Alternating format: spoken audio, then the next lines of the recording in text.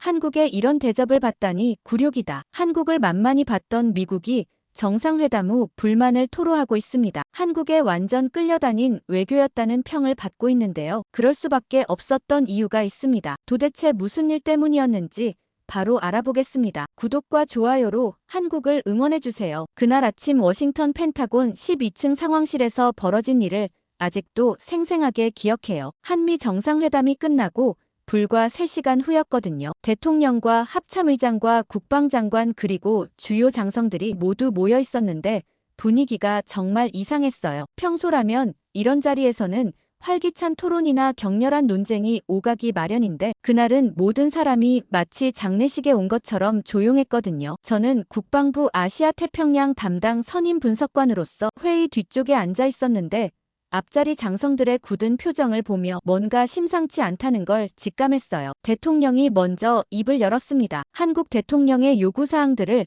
거의 다 들어주기로 했다고 담담하게 말하더군요. 주한미군 재배치 연기와 방위비 분담금 동결, 그리고 가장 충격적이었던 건 한국산 방공 시스템의 미군 기지 우선 도입이었어요. 합참의장 윌슨 장군이 깊은 한숨을 쉬며 말했습니다. 솔직히 이해가 안 된다고. 우리가 왜 이렇게까지 양보해야 하는지 모르겠다고요. 공군 참모총장 데이비스 장군도 거들었어요. 한국이 동맹국이긴 하지만 결국 우리가 보호해주는 입장 아니냐며 이런 식으로 요구를 다 들어주면 다른 동맹국들도 똑같이 요구할 거라고 우려를 표했습니다. 그런데 정작 대통령과 국방장관 매티스는 별다른 반박을 하지 않았어요. 그냥 이미 결정된 일이니 받아들이라는 식으로 일관했죠. 저는 그 순간 왜 이런 일이 벌어지는지 정확히 알고 있었어요. 다른 사람들과 달리 제가 직접 경험했기 때문이거든요. 바로 6개월 전 중동의 그 지옥 같은 새벽을 말이에요. 알 우데이드 공군기지에서 벌어진 그 일을 직접 목격하지 않았다면 저도 다른 장성들과 똑같은 반응을 보였을 거예요. 하지만 저는 알고 있었습니다. 우리가 왜 굴복할 수밖에 없었는지, 왜 한국의 요구를 거절할 수 없었는지를 말이에요. 회의가 진행되는 동안 저는 계속 그날 밤을 떠올렸어요. 카타르 알 우데이드 공군기지에서의 그 끔찍한 경험 말이죠. 저는 당시 중동 지역 군사협력 프로그램 점검차 파견된 상태였어요. 3주 일정으로 왔는데 마지막 주였거든요. 솔직히 별일 없이 조용히 마무리되기만 바랐습니다. 그런데 운명이란 참 예측할 수 없는 거더군요. 새벽 3시 17분 침실에서 잠들어 있던 제가 갑작스러운 사이렌 소리에 깨어났어요. 처음에는 정말 꿈인 줄 알았거든요. 기지에서는 가끔 야간 훈련을 하니까 말이에요. 그런데 사이렌이 계속 울리면서 점점 더 절박해지는 걸 느꼈어요. 급하게 옷을 입고 밖으로 나갔는데 기지 전체가 완전히 뒤바뀐 상황이었어요. 병사들이 우왕좌왕하면서 각자 전투 배치로 뛰어가고 있었거든요. 그때 처음으로 이게 진짜 공격이라는 걸 깨달았습니다. 하늘에서 희미하게 윙윙거리는 소리가 들렸어요. 드론 때였죠. 수십 대가 넘어 보였어요. 그리고 곧 폭발음이 기지 곳곳에서 터지기 시작했습니다. 페이트리어트 미사일 시스템이 즉시 가동되었어요. 거대한 발사음과 함께 요격 미사일들이 하늘로 솟아올랐거든요. 처음에는 안심했어요. 역시 미군의 최첨단 방공망이 있으니까 금방 정리되겠다 싶었죠. 그런데 이상한 일이 벌어졌어요. 요격률이 현저히 떨어지는 거예요. 평소 같으면 90% 이상 요격되어야 할 표적들이 계속 뚫고 들어오고 있었어요. 레이더 조작실에서 비명 소리가 들려왔어요. 뭔가 심각하게 잘못되고 있다는 걸 직감했죠. 부기지 사령관 톰슨 대령이 급하게 상황실로 뛰어가는 모습이 보였어요. 저도 따라갔거든요. 상황실 안은 완전히 아수라장이었어요. 모든 스크린에 빨간 불이 깜빡이고 있었고 오퍼레이터들은 미친 듯이 키보드를 두드리고 있었습니다. 레이더 담당 윌슨 중령이 절망적인 목소리로 외쳤어요. 시스템이 먹통이라고.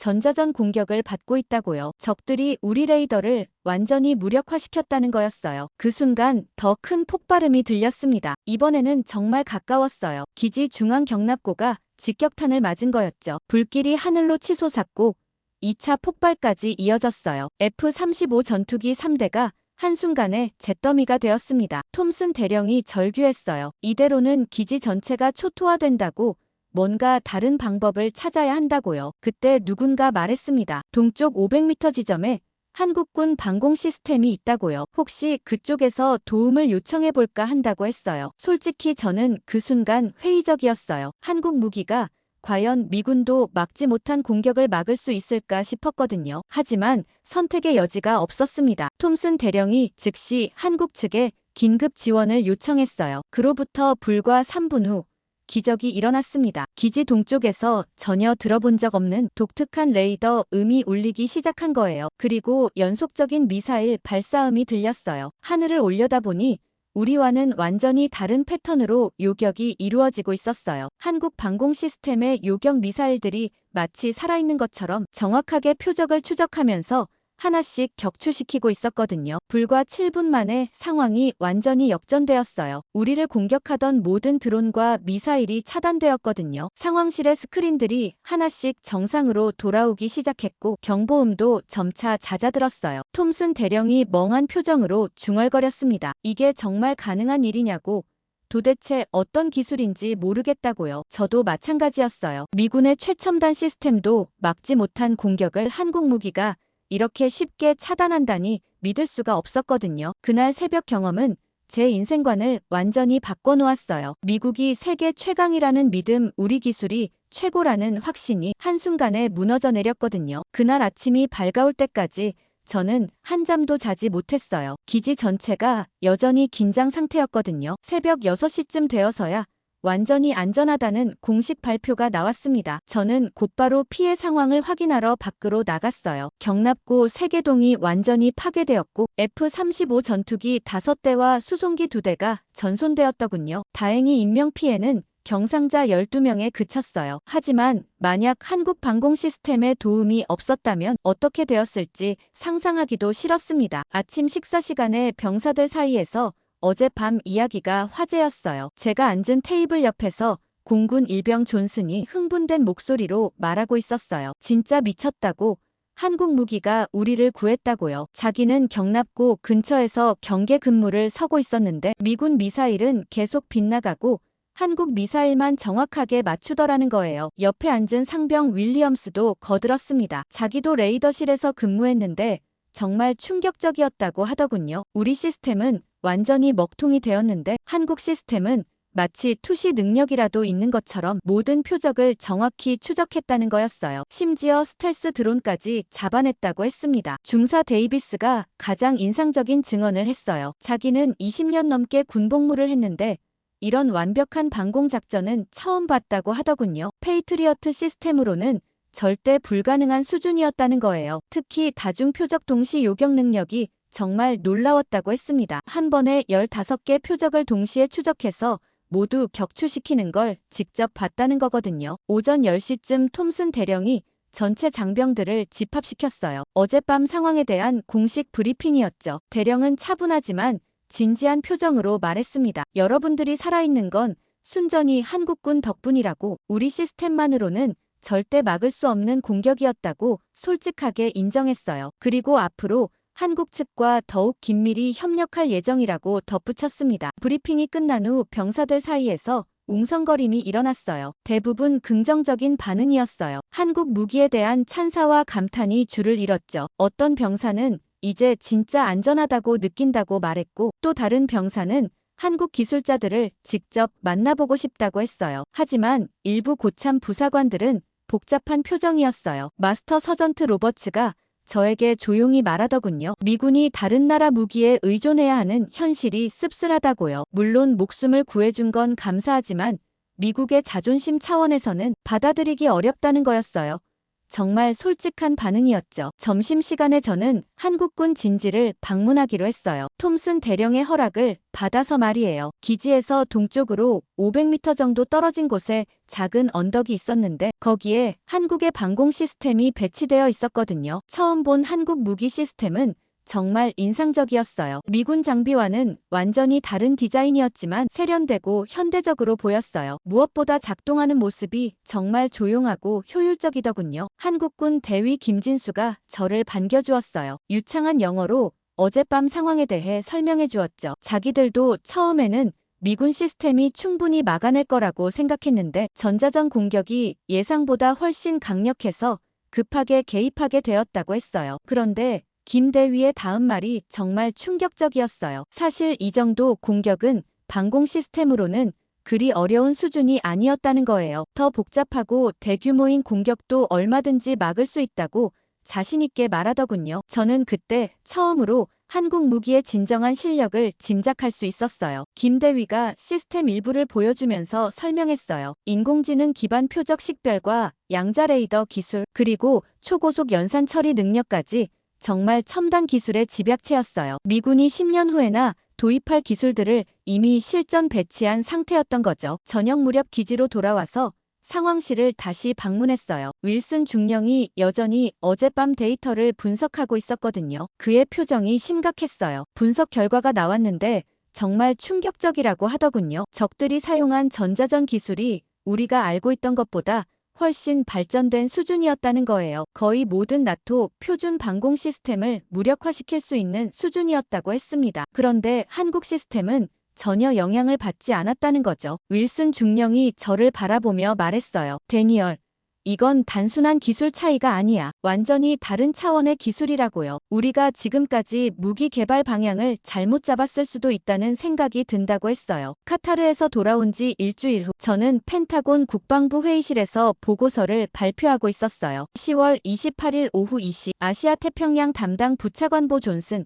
합참 정보국장 워커 준장, 그리고 주요 참모들이 참석한 자리였죠. 저는 최대한 객관적으로 상황을 설명했어요. 중동 기지 공격 상황, 미군 방공망 무력화, 그리고 한국 시스템의 완벽한 방어 성공까지 모든 걸 데이터와 함께 보고했습니다. 처음에는 모든 사람이 진지하게 들었어요. 그런데 제가 한국 방공 시스템의 도입 필요성을 언급하는 순간 분위기가 완전히 바뀌었거든요. 존슨 부차관보가 미간을 찌푸리며 말했어요. 데니얼, 자네 말은 우리가 한국 무기를 사야 한다는 뜻인가? 미국이 다른 나라 무기에 의존해야 한다는 건가? 목소리에서 불편함이 역력했어요. 워커 준장도 거들었습니다. 우리에게는 페이트리어트가 있고 사드도 있지 않나? 굳이 외국 무기를 들여올 이유가 있나? 저는 차근차근 설명했어요. 실전에서 증명된 성능 차이를 무시할 수 없다고. 병사들의 생명이 걸린 문제라고 말이죠. 하지만 회의실 분위기는 점점 더 차가워졌어요. 참모 중 한 명이 노골적으로 반박했습니다. 한국이 아무리 좋은 무기를 만들었다 해도 결국 우리 기술을 바탕으로 한 거 아닌가? 우리가 굳이 역수입할 필요는 없다는 거였어요. 그 순간 저는 깨달았어요. 이들은 성능이나 효율성보다는 자존심을 더 중요하게 생각하고 있다는 걸 말이죠. 회의가 끝나고 복도에서 존슨 부차관보가 저를 따로 불렀어요. 데니얼, 자네 보고는 이해하겠지만 정치적으로 매우 민감한 사안이야. 의회에서 받아들일 리 없고 방산업체들도 반발할 거야. 좀 더 신중하게 접근해야 한다고 당부했어요. 다음 날 아침 워싱턴 포스트에 관련 기사가 실렸어요. 익명의 국방부 관계자 인용으로 미군이 외국 무기 도입을 검토 중이라는 내용이었죠. 기사가 나간 지 2시간도 안 되어서 제 사무실 전화가 쉴 새 없이 울렸어요. 록히드 마틴, 레이시온, 보잉 등 주요 방산업체 로비스트들이 줄줄이 연락을 해왔거든요. 록히드 마틴 정부관계 담당 디렉터 미첼 브라운이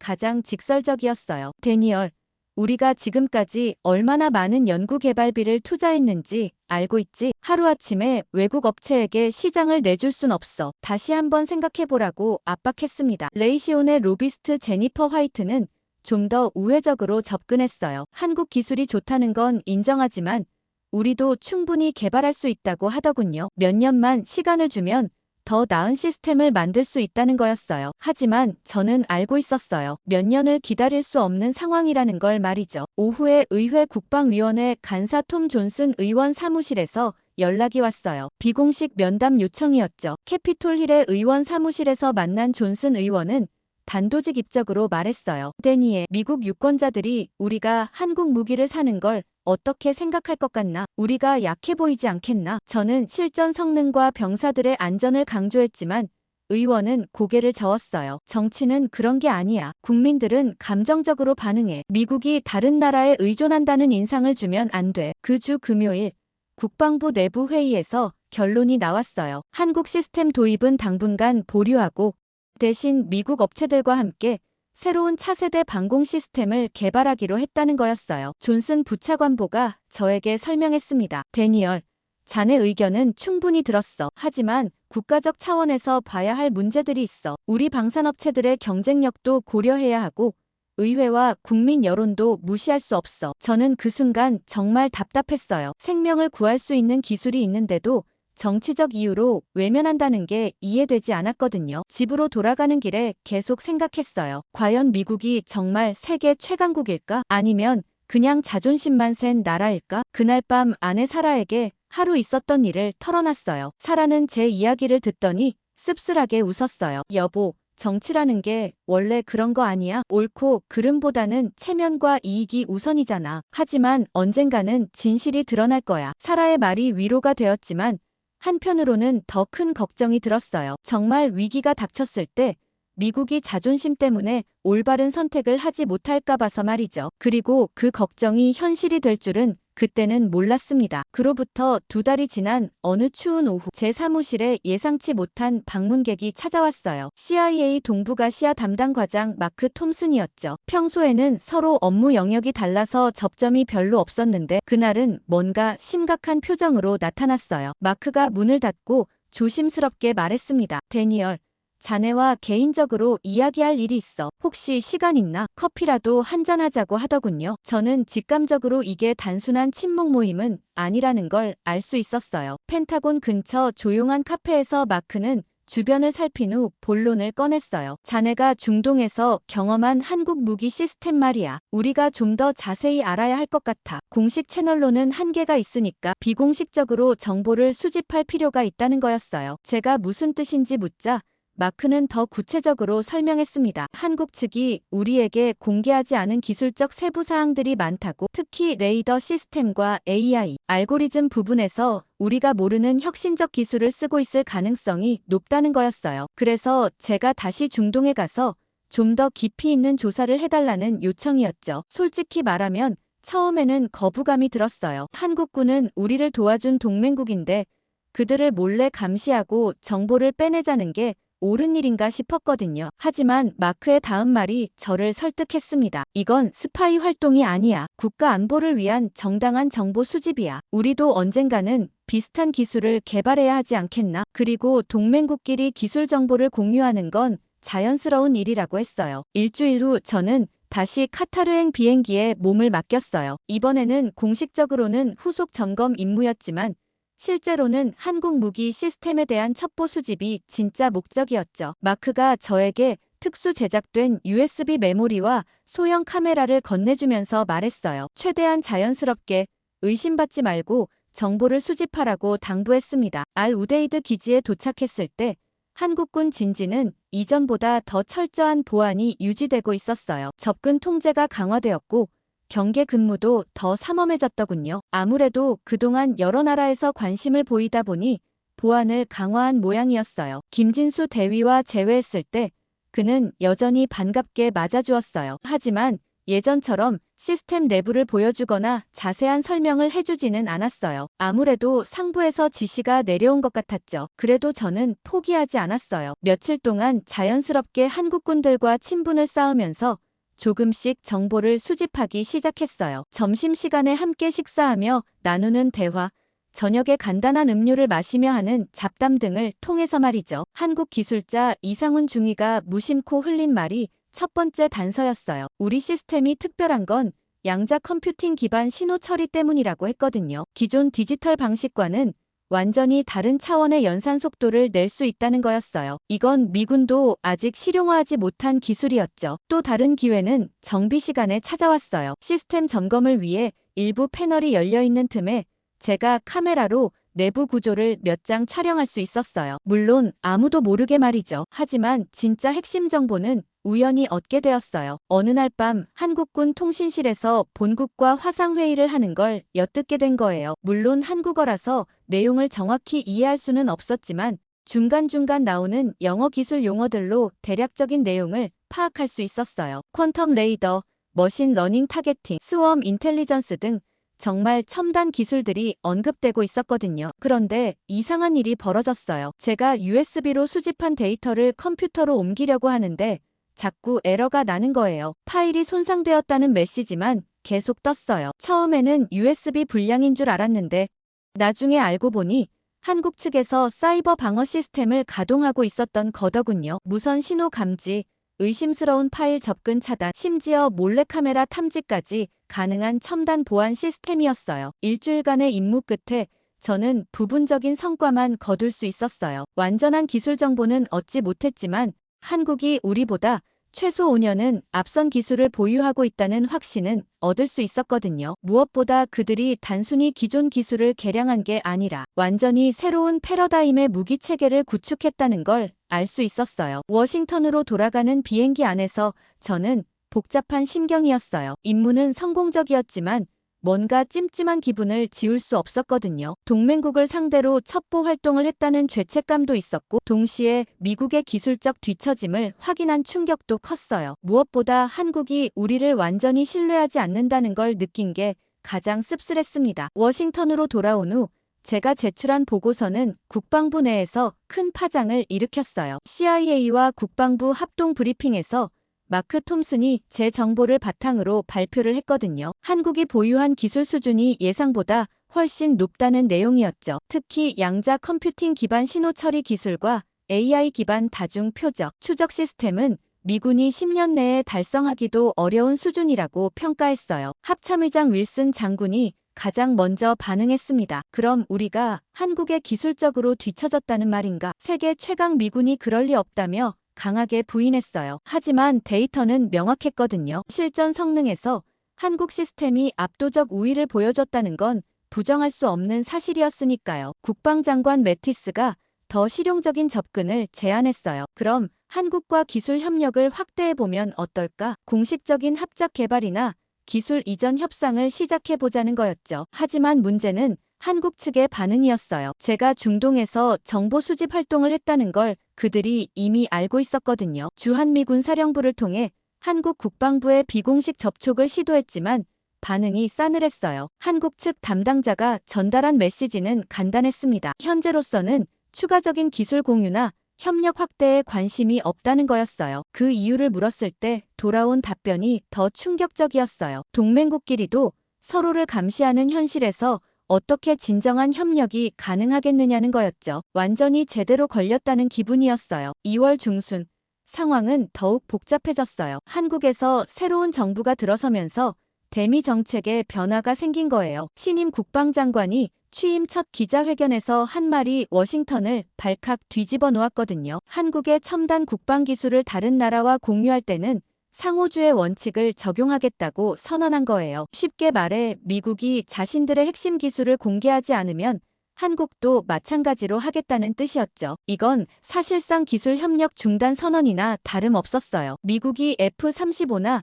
이지스 시스템의 핵심 기술을 공개할 리는 만무하니까요. 주한미군 사령관 로버트 에이브람스 대장이 긴급히 워싱턴으로 소환되었어요. 그가 펜타곤에서 보고한 현지 상황은 정말 심각했거든요. 한국군과의 합동훈련에서 미묘한 변화가 감지된다는 거였어요. 예전처럼 완전히 개방적이지 않고 중요한 정보는 공유하지 않으려는 경향이 뚜렷해졌다고 했습니다. 특히 새로 배치된 한국의 차세대 무기 시스템들은 미군에게는 전혀 공개하지 않고 있다는 거였어요. 훈련장에서도 한국군끼리만 별도로 움직이는 경우가 늘어났고 미군이 참관을 요청해도 보안을 이유로 거절하는 일이 빈번해졌다고 했어요. 저는 이런 상황이 제 잘못 때문이라는 죄책감에 시달렸어요. 제가 첩보 활동을 하지 않았다면 이런 일이 벌어지지 않았을 텐데 하는 생각이 계속 들었거든요. 더 심각한 문제는 다른 동맹국들에게까지 영향이 번지고 있다는 점이었어요. 일본,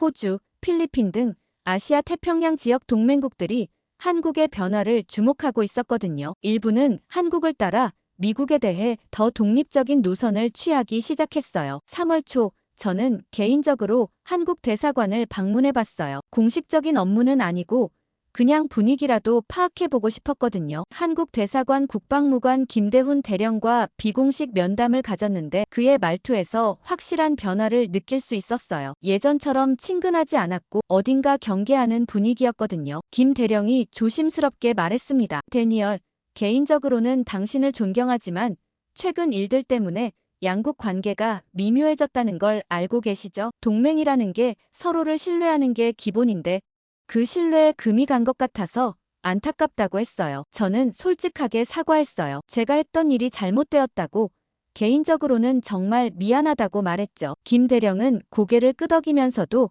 씁쓸한 표정을 지었어요. 문제는 개인의 잘못이 아니라 시스템의 문제라고, 미국이 동맹국들을 진정한 파트너로 보는지 아니면 그냥 이용할 대상으로 보는지 의문스럽다고 했습니다. 그의 말에 저는 할 말이 없었어요. 실제로 워싱턴의 정책 결정자들이 한국을 어떻게 보고 있는지 너무 잘 알고 있었거든요. 동맹국이지만 결국 미국의 이익을 우선시하는 관점에서 접근하고 있었으니까요. 집으로 돌아가는 길에 계속 생각했어요. 과연 우리가 진정한 동맹 관계를 유지하고 있는 걸까? 아니면 그냥 서로 이용만 하고 있는 걸까? 한국이 보여주는 기술적 독립성과 자주적 태도가 미국에게는 위협으로 느껴지기 시작했다는 게 정말 아이러니했어요. 그날 밤 아내 사라와 이야기하면서 제 속마음을 털어놨어요. 사라가 말했습니다. 여보, 강대국의 오만함이라는 게 원래 그런 거야. 자기보다 약하다고 생각했던 나라가 갑자기 강해지면 당황하게 되는 거지. 그런데 진짜 문제는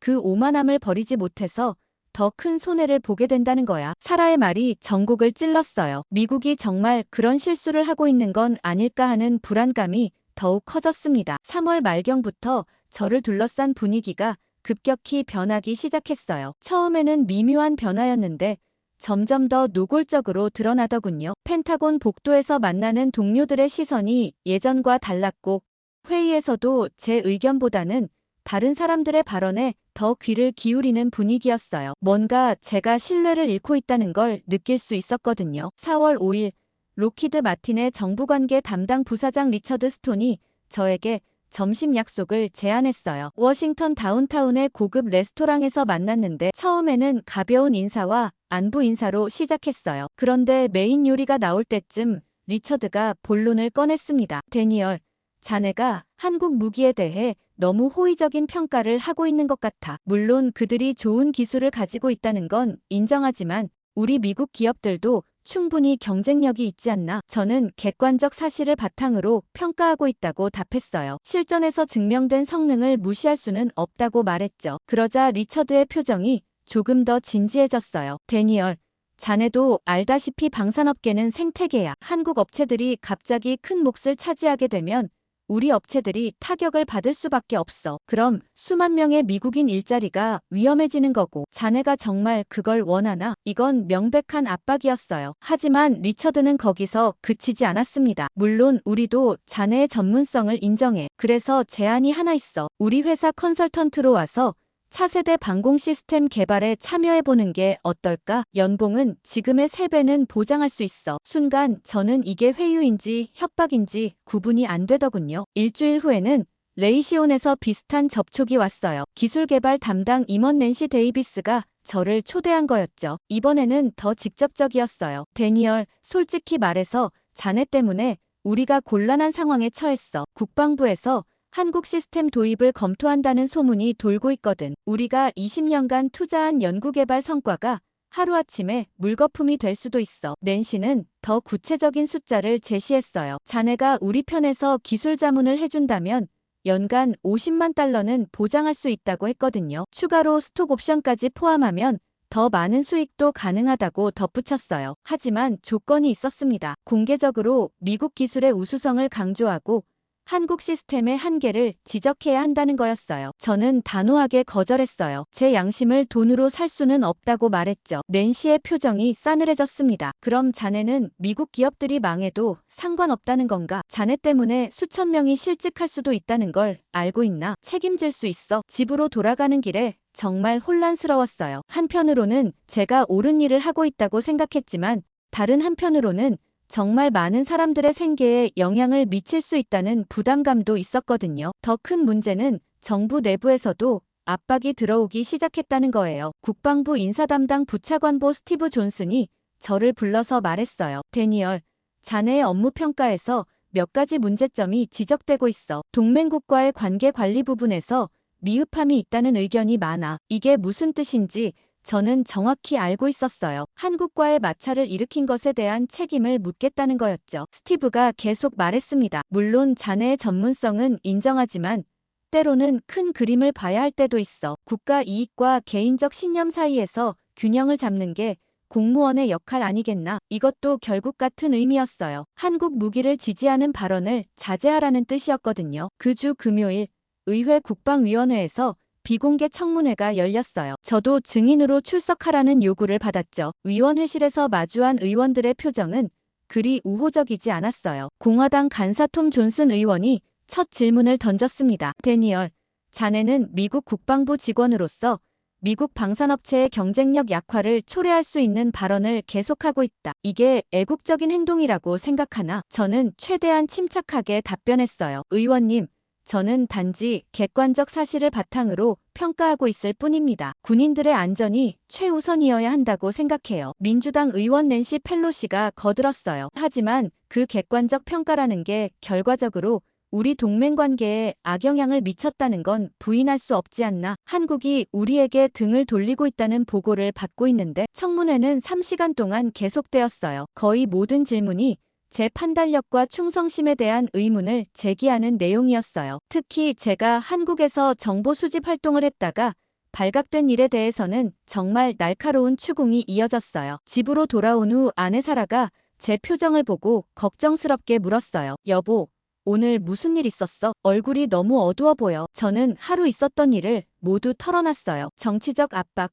업체들의 회유, 그리고 청문회에서의 추궁까지 모든 걸 말했죠. 사라는 제 손을 꼭 잡으며 말했어요. 여보, 힘들겠지만 자신이 옳다고 생각하는 길을 가세요. 돈이나 정치적 이익 때문에 양심을 굽히면 평생 후회할 거예요. 사라의 격려가 큰 힘이 되었지만 동시에 더 큰 폭풍이 몰아칠 거라는 예감도 들었어요. 그런데 5월 중순 상황이 급작스럽게 바뀌었어요. 중동에서 긴급 상황이 발생했다는 연락을 받았거든요. 이란이 지원하는 무장단체들이 카타르와 쿠웨이트 미군 기지를 동시에 위협하고 있다는 정보가 입수된 거였어요. CIA 마크 톰슨이 다시 저를 찾아왔을 때 그의 표정은 전보다 훨씬 심각했습니다. 데니얼, 이번에는 정말 중요한 임무야. 중동 전체 미군 기지의 방공 체계를 재점검해야 해. 특히 한국 시스템과 우리 시스템의 실제 효율성을 정확히 파악해야 한다고 했어요. 이번에는 단순한 정보 수집이 아니었어요. 한국 방공 시스템의 핵심 데이터에 직접 접근해서 기술적 세부 사항을 확보하라는 지시였거든요. 마크가 더 정교한 장비를 건네주면서 말했습니다. 이번에는 실패할 수 없어. 국가 안보가 걸린 문제야. 한국 측이 우리에게 공개하지 않는 기술적 비밀을 반드시 알아내야 해. 5월 20일, 저는 세 번째로 카타르행 비행기에 탑승했어요. 이번에는 더 구체적인 목표가 있었죠. 한국 방공 시스템의 소프트웨어 코드와 레이더 주파수 패턴, 그리고 AI 알고리즘의 학습 데이터까지 가능한 모든 걸 확보하는 것이었어요. 알 우데이드 기지에 도착했을 때 분위기는 이전과 확연히 달랐어요. 긴장감이 팽팽했고 모든 부대가 최고 경계 태세를 유지하고 있었거든요. 정보에 따르면 48시간 내에 대규모 공격이 있을 가능성이 높다는 상황이었어요. 한국군 진지도 마찬가지로 경계를 강화한 상태였어요. 김진수 대위는 저를 반겼지만 예전만큼 여유롭지는 않았어요. 상황이 상황인 만큼 보안도 더욱 삼엄해졌더군요. 하지만 이번에는 제가 더 정교한 장비를 가지고 있었어요. 마크가 준 초소형 해킹 디바이스는 물리적 접촉 없이도 무선으로 시스템에 침투할 수 있는 최첨단 장비였거든요. 첫날 밤, 저는 한국군 통신실 근처에서 장비를 가동시켜봤어요. 놀랍게도 한국 시스템의 일부 외곽 네트워크에 접근할 수 있었거든요. 하지만 핵심 시스템에는 여러 겹이 보안 장벽이 쳐져 있어서 쉽게 뚫을 수 없었어요. 둘째 날, 기회가 왔어요. 시스템 업그레이드를 위해 한국 기술자들이 메인 서버에 직접 접속하는 장면을 목격한 거예요. 그 순간을 노려서 해킹 디바이스를 최대 출력으로 가동시켰어요. 잠깐이나마 핵심 데이터의 일부를 엿볼 수 있었거든요. 하지만 곧 이상한 일이 벌어졌어요. 한국 측 보안 시스템이 즉시 반응하기 시작한 거예요. 경보음이 울리고 보안 요원들이 주변을 수색하기 시작했어요. 저는 급하게 장비를 숨기고 모르는 척했지만 한국군들의 눈빛이 예전과 달랐어요. 의심하고 있다는 게 느껴졌거든요. 김진수 대위가 저에게 조심스럽게 물었어요. 데니얼, 혹시 무선 통신 장비나 전자기기를 가지고 계신가요? 우리 시스템에서 의심스러운 신호가 감지되고 있어서요. 저는 최대한 자연스럽게 대답했어요. 일반적인 군용 무전기 정도만 가지고 있다고요. 하지만 김대위의 표정에서 확신이 서지 않는다는 걸 읽을 수 있었어요. 셋째 날 새벽, 정말 공격이 시작되었어요. 이번에는 이전보다 훨씬 대규모였어요. 드론대가 하늘을 가득 메웠고 순항미사일까지 동원되었거든요. 미군의 방공 시스템이 즉시 가동되었지만 또다시 같은 결과였어요. 전자전 공격에 무력화된 거였죠. 그때 한국 방공 시스템이 다시 한번 기적을 연출했어요. 이번에는 더욱 정교하고 완벽한 방어를 보여줬거든요. 100여 개가 넘는 다중 표적을 동시에 추적하면서 99%의 요격률을 달성한 거예요. 정말 경이로운 광경이었어요. 하지만 저는 그 순간에도 미션을 포기하지 않았어요. 전투 상황의 혼란을 틈타서 한국 시스템에 더 깊이 접근해 보려고 했거든요. 모든 보안 인력이 방어 작전에 집중하고 있을 때를 노린 거였어요. 그런데 이상한 일이 벌어졌어요. 제가 가진 해킹 장비가 갑자기 과열되기 시작한 거예요. 그리고 곧 완전히 작동을 멈춰버렸어요. 나중에 알고 보니 한국 측에서 강력한 전자기 방어막을 가동시킨 거였더군요. 모든 외부 전자기기를 무력화시키는 시스템이었어요. 공격이 끝난 후 김진수 대위가 저에게 다가왔어요. 표정이 이전과는 완전히 달랐어요. 데니얼, 솔직하게 말씀해주세요. 당신이 여기 온 진짜 목적이 뭔가요? 단순한 업무 점검이 아니라는 걸 우리 모두 알고 있어요. 그 순간 저는 모든 게 들통났다는 걸 깨달았어요. 한국군들이 처음부터 제 행동을 감시하고 있었던 거였죠. 저는 더 이상 거짓말할 수 없었어요. 김 대위에게 솔직하게 말했습니다. 정부 명령으로 정보 수집을 하고 있다고. 하지만 개인적으로는 정말 미안하다고요. 김 대위는 실망스러운 표정을 지었어요. 역시 그랬군요. 우리가 목숨을 걸고 미군을 구해줬는데 결국 우리를 감시하는 게 당신들의 답이었던 거네요. 그의 말에 저는 정말 부끄러웠어요. 동맹국을 배신한 제 자신이 한없이 작아 보였거든요. 그날 밤 숙소로 돌아와서 수집한 데이터를 정리했어요. 비록 완전하지는 않았지만 한국 기술의 일부를 엿볼 수는 있었거든요. 하지만 마음 한편으로는 정말 씁쓸했어요. 이런 식으로 얻은 정보가 과연 가치가 있을까 싶었거든요. 그런데 불과 한 달 후 제가 가장 두려워했던 일이 현실이 되었어요. 새벽 4시 20분 긴급 호출기가 울리면서 잠에서 깨어났는데 화면에 떠오른 메시지가 정말 충격적이었거든요. 중동 세계 기지 동시 공격, 즉시 상황실 집합이라는 내용이었어요. 급하게 옷을 입고 펜타곤으로 향하는 동안 계속 불안했어요. 이번에는 규모가 전혀 다르다는 걸 직감할 수 있었거든요. 상황실에 도착했을 때 이미 모든 고위 장성들이 모여 있었어요. 대형 스크린에는 카타르, 쿠웨이트, 바레인 3개국의 미군 기지 상황이 실시간으로 중계되고 있었죠. 합참의장 윌슨 장군이 어두운 표정으로 브리핑을 시작했습니다. 이번 공격은 이전과는 차원이 다르다고 동시에 3곳을 타겟으로 한 대규모 협공이라고 했어요. 무엇보다 충격적인 건 공격 무기의 다양성이었어요. 스웜 드론 1000여 대, 극초음속 순항미사일 50여 발, 그리고 완전히 새로운 형태의 전자전 무기까지 동원되었다는 거였어요. 알 우데이드 기지의 실시간 영상이 스크린에 나타났을 때 정말 아찔했어요. 하늘이 온통 검은 점들로 뒤덮여 있었거든요. 드론대가 마치 메뚜기 떼처럼 기지를 향해 몰려오고 있었어요. 페이트리어트 시스템이 즉시 가동되었지만 이번에도 마찬가지였어요. 처음 몇 발은 요격에 성공했지만 곧 시스템이 마비되기 시작했어요. 전자전 공격이 이전보다 훨씬 강력해진 거였죠. 사드 시스템까지 투입되었지만 결과는 크게 다르지 않았어요. 레이더가 교란되고 미사일 유도 시스템이 오작동을 일으키면서 명중률이 급격히 떨어졌어요. 현지 지휘관의 절망적인 음성이 상황실에 울려 퍼졌습니다. 워싱턴, 우리는 완전히 무력화되었다. 한국 시스템의 즉시 지원이 필요하다. 그 순간 윌슨 장군이 한국군 사령부에 긴급 지원을 요청했어요. 하지만 이번에는 예전과 다른 반응이 돌아왔어요. 한국 측에서 조건을 제시한 거였거든요. 기술 공유와 상호방위 협정 확대를 전제로 지원하겠다는 거였어요. 국방장관 매티스가 즉시 승인 지시를 내렸어요. 지금은 조건을 따질 때가 아니라고 일단 병사들의 생명부터 구하자고 했거든요. 한국 측의 승인이 떨어지자마자 놀라운 일이 벌어졌어요. 세계 기지에 배치된 한국 방공 시스템들이 동시에 가동되기 시작한 거였어요. 이번에는 이전보다 훨씬 더 정교하고 체계적인 방어가 펼쳐졌어요. 인공지능이 1000여 개의 표적을 실시간으로 분석하면서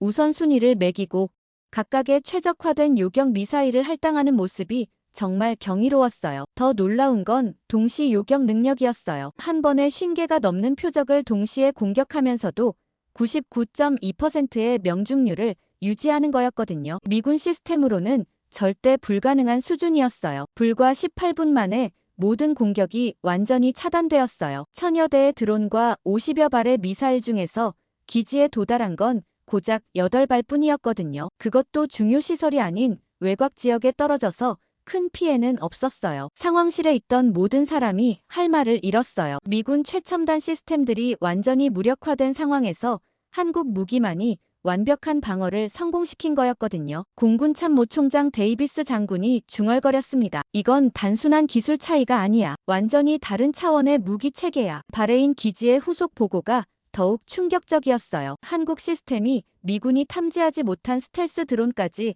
정확히 식별해서 요격했다는 거였거든요. 심지어 극초음속 미사일도 완벽하게 차단했다고 했어요. 현지 지휘관이 흥분된 목소리로 보고했습니다. 한국 시스템 없었으면 우리는 전멸했을 겁니다. 정말 경이로운 기술입니다. 쿠웨이트 기지에서는 더욱 구체적인 성능 데이터가 보고되었어요. 한국 AI 시스템이 공격 패턴을 실시간으로 학습하면서 방어 전략을 계속 업데이트한다는 거였어요. 심지어 적의 새로운 공격 방식을 미리 예측해서 선제적으로 대응까지 한다고 했습니다. 윌슨 장군이 저를 바라보며 말했어요. 데니얼, 자네가 계속 주장했던 게 맞았어. 우리가 자존심 때문에 현실을 외면하고 있었던 거야. 한국 기술은 정말 우리를 뛰어넘었어. 그 순간 저는 복잡한 감정에 휩싸였어요. 제 주장이 옳았다는 걸 증명한 기쁨도 있었지만 동시에 미국의 기술적 열세가 이렇게 명확히 드러난 현실이 안타까웠거든요. 무엇보다 이런 상황이 오기 전에 미리 대비했어야 했는데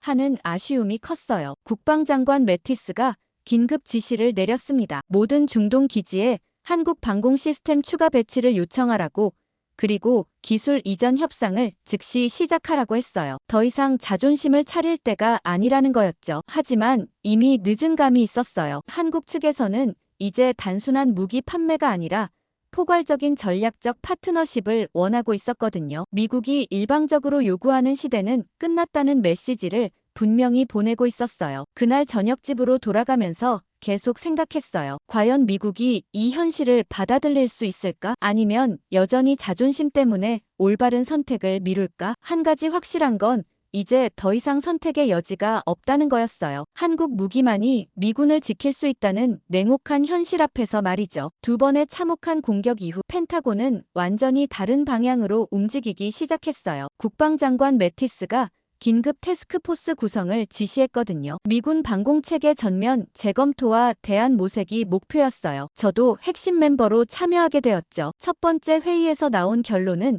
예상했던 대로였어요. 기존 미군 시스템으로는 새로운 위협에 대응하기 어렵다는 거였죠. 페이트리어트와 사드 모두 전자전 공격에 취약하다는 치명적 약점이 드러났어요. 그래서 긴급히 대안을 찾아야 했습니다. 윌슨 장군이 제안한 첫 번째 대안은 독일의 SLM 시스템이었어요. 유럽에서 검증된 기술이고 나토 표준에도 부합한다는 게 주된 이유였거든요. 무엇보다 정치적 부담이 적다는 장점이 있었어요. 미국 의회나 방산업체들도 유럽 기술에는 상대적으로 관대했으니까요. 7월 25일 독일 시스템 긴급 도입이 결정되었어요. 라인메탈과의 협상이 급속도로 진행되었고 불과 3주 만에 계약이 체결되었거든요. 8월 20일부터 중동 3개 기지에 독일 시스템이 배치되기 시작했어요. 저는 현지 배치 상황을 점검하기 위해 다시 카타르로 파견되었어요. 독일 기술진들이 24시간 교대로 설치 작업을 진행하고 있었고 현지 미군들도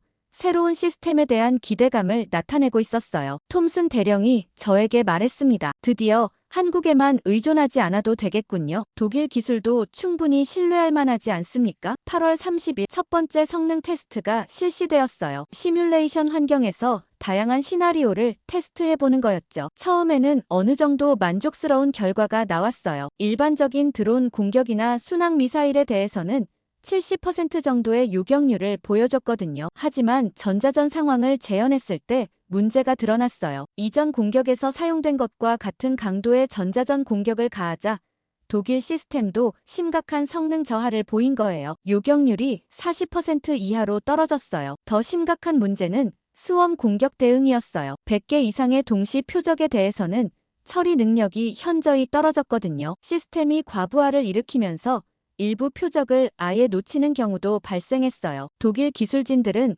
소프트웨어 업그레이드로 해결할 수 있다고 주장했지만 근본적인 한계는 명확했어요. 9월 15일 정말 결정적인 순간이 찾아왔어요. 실제와 유사한 조건에서 종합 성능 테스트를 실시하기로 한 거였죠. 이번에는 독일 시스템과 한국 시스템을 동시에 가동시켜서 직접 비교해보는 거였어요. 테스트 시나리오는 이전 실제 공격과 동일하게 설정되었어요. 드론 500대, 순항미사일 25발, 그리고 강력한 전자전 공격까지 포함된 복합 시나리오였죠. 결과는 정말 충격적이었어요. 독일 시스템은 불과 20분 만에 거의 무력화되었거든요. 전자전 공격으로 레이더 성능이 급격히 저하되었고 다중 표적 처리 능력도 한계를 드러냈어요. 최종 요격률은 35%에 그쳤어요. 반면 한국 시스템은 이번에도 완벽에 가까운 성능을 보여줬어요. 동일한 전자전 공격에도 불구하고 98.7%의 요격률을 달성했거든요. 심지어 독일 시스템이 놓친 표적들까지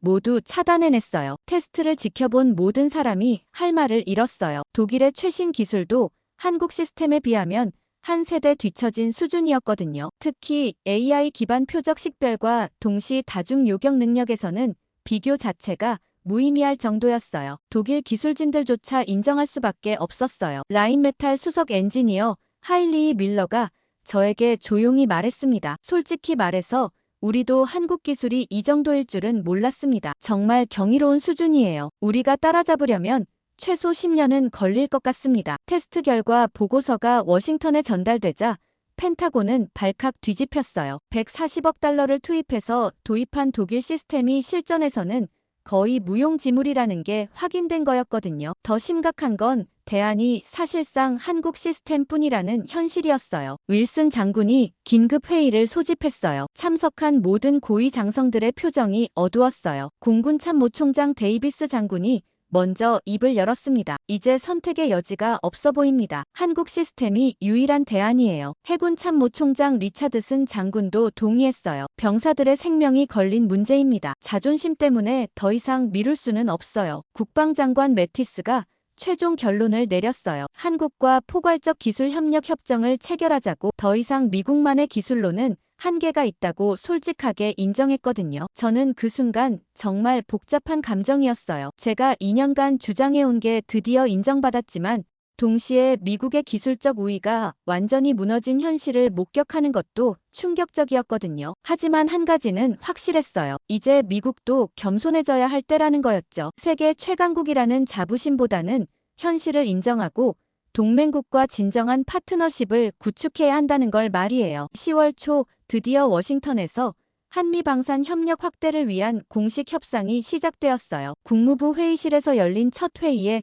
저도 기술 자문으로 참석하게 되었거든요. 미국 측에서는 국방장관 매티스, 합참의장 윌슨 장군, 그리고 주요 참모들이 참석했고 한국 측에서는 국방장관과 방위사업청장, 그리고 주요 방산업체 CEO들이 참석했어요. 첫 만남부터 분위기가 예전과는 완전히 달랐어요. 이전에는 미국이 일방적으로 요구하고 한국이 수용하는 구조였다면 이번에는 한국이 주도권을 쥐고 있다는 게 확연히 느껴졌거든요. 한국 국방장관이 차분하지만 단호한 목소리로 말했습니다. 이번 협력은 단순한 무기 판매가 아닙니다. 진정한 기술 파트너십을 기반으로 한 상호 협력이어야 해요. 매티스 장관이 즉시 동의했어요. 물론입니다. 우리도 그런 방향으로 접근하고 싶습니다. 구체적으로 어떤 조건을 원하시는지 말씀해 주세요. 한국 측의 첫 번째 조건은 정말 파격적이었어요. 미국 내 한국 무기 생산시설 건설과 기술진 파견이었거든요. 단순히 완제품을 수입하는 게 아니라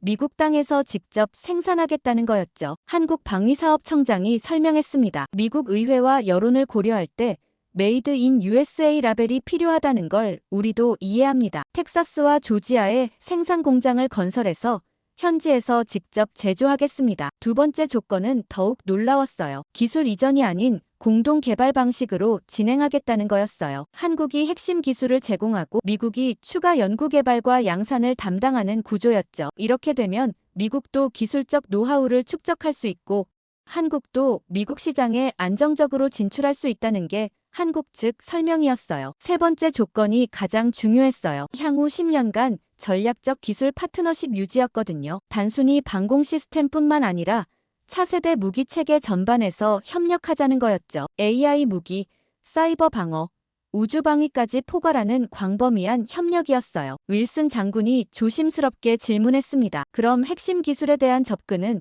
어느 정도까지 가능한가요? 소프트웨어 소스코드나 하드웨어 설계도 같은 것들 말이에요. 한국 측 답변은 예상했던 대로였어요. 상호주의 원칙에 따라 결정하겠다는 거였죠. 미국이 자신들의 핵심 기술을 공개하는 만큼 한국도 공개하겠다는 뜻이었어요. 이건 사실상 제한적 공개를 의미했죠. 협상은 3주간 계속되었어요. 매일 오전 9시부터 오후 6시까지 치열한 논의가 이어졌거든요. 가격, 납기, 기술 이전 범위, 생산 방식 등 모든 것을 세세하게 조율해야 했어요. 가장 큰 쟁점은 역시 가격이었어요. 한국 측이 제시한 금액이 예상보다 훨씬 높았거든요. 방공 시스템 한 세트당 8억 달러였어요. 기존 페이트리어트 시스템의 2배가 넘는 가격이었죠. 미국 측에서 가격 인하를 요구했지만 한국 측은 단호했어요. 한화 시스템 CEO가 설명했습니다. 이 가격에는 단순히 하드웨어 비용만 포함된 게 아닙니다. 20년간의 연구개발비,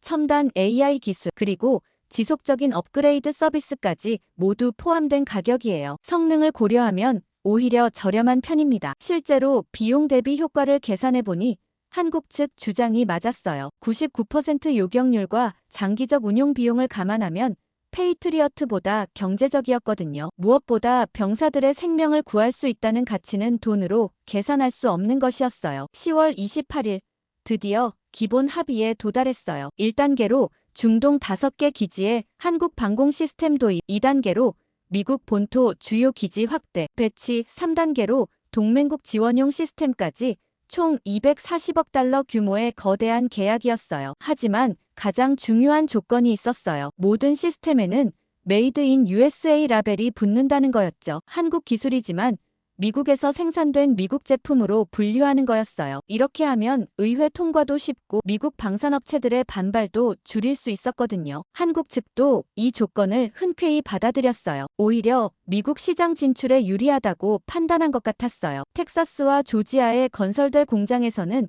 수천 명의 미국인이 고용될 예정이었고 이는 지역 경제에도 큰 도움이 될 거였어요. 계약 서명식은 백악관에서 열렸어요. 대통령이 직접 참석한 가운데 양국 국방장관이 서명하는 역사적인 순간이었죠. 대통령이 연설에서 말했습니다. 이번 협력은 미국과 한국이 진정한 기술 파트너가 되는 출발점입니다. 서로의 강점을 결합해서 더 강력한 방어 체계를 구축하겠습니다. 하지만 속으로는 모든 사람이 복잡한 심정이었을 거예요. 미국이 다른 나라 기술에 의존하게 된 현실을 공식적으로 인정하는 순간이었으니까요. 특히 일부 고위 장성들의 표정에서는 여전한 불편함을 읽을 수 있었어요. 서명식이 끝나고 리셉션에서 한국 국방장관이 저에게 다가왔어요. 데니얼 박사님, 이 모든 일의 시작이 당신이었다고 들었습니다. 진실을 말할 용기를 가져주셔서 감사해요. 그 말에 저는 정말 뿌듯했어요. 지난 2년간의 모든 고생이 보람으로 느껴지는 순간이었거든요. 하지만 동시에 앞으로가 더 중요하다는 생각도 들었어요. 이제 진짜 협력이 시작되는 거였으니까요. 텍사스 댈러스 외곽에 건설된 한미 합작 생산 공장에서 첫 번째 방공 시스템이 완성되었어요. 메이드 인 USA 라벨이 붙은 한국 기술의 미국산 무기였죠. 저는 공장 준공식에 참석하기 위해 텍사스로 날아갔는데 정말 감회가 남달랐어요. 2년 전 중동 기지에서 처음 한국 무기의 위력을 목격했을 때부터 시작된 모든 일들이 드디어 결실을 맺는 순간이었거든요. 공장 내부는 정말 인상적이었어요. 최첨단 로봇팔들이 정밀하게 부품을 조립하고 있었고 한국에서 파견된 기술진들이 미국 엔지니어들과 함께 작업하고 있었어요. 언어는 달랐지만 기술에 대한 열정은 똑같아 보였거든요. 공장장인 김성호 상무가 저에게 설명해 주었어요. 여기서 생산되는 시스템은 한국에서 만든 것과 100% 동일한 성능을 보장합니다. 핵심 부품은 한국에서 공급받지만 조립과 최종 검수는 모두 미국에서 이루어져요. 기술적으로는 한국 시스템이지만 법적으로는 완전한 미국 제품인 셈이었죠. 첫 번째 시스템 출하식에는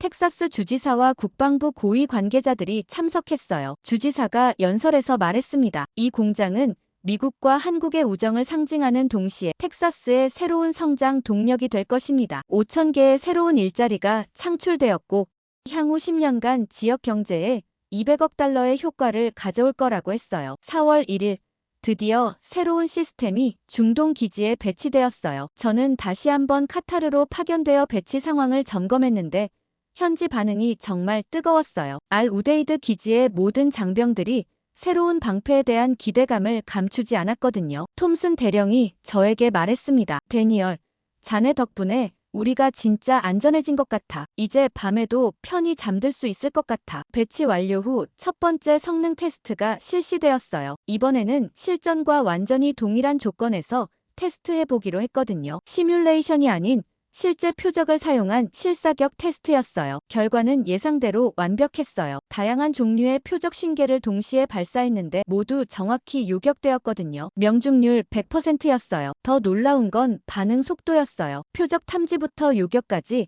평균 2.3초밖에 걸리지 않았어요. 이전 페이트리어트 시스템보다 3배 이상 빨랐죠. 현지 장병들 사이에서 환호성이 터져 나왔어요. 공군 일병 마이클 존슨이 흥분해서 말했습니다. 이제 정말 무적이 된 기분이에요. 어떤 공격이 와도 걱정 없을 것 같아요. 하사 데이비드 브라운도 거들었어요. 진짜 첨단 기술이네요. 마치 SF 영화에서나 볼 법한 무기 같아요. 5월 중순 정말 결정적인 순간이 찾아왔어요. 이란 지원 무장단체들이 또다시 대규모 공격을 감행한 거였어요. 이번에는 이전보다 훨씬 더 정교하고 대규모였어요. 신형 스웜 드론 1,500대와 극초 음속 미사일 75발 그리고 완전히 새로운 전자전 무기까지 동원되었거든요. 하지만 결과는 완전히 달랐어요. 새로 배치된 한미 합작 방공 시스템이 완벽한 방어를 성공시킨 거였죠. 1,500개의 표적 중에서 기지에 도달한 건 단 한 개도 없었어요. 100% 완벽 요격이었거든요. 더 놀라운 건 소요 시간이었어요. 불과 12분 만에 모든 공격이 완전히 차단되었어요. 이전 공격 때보다 규모는 훨씬 컸지만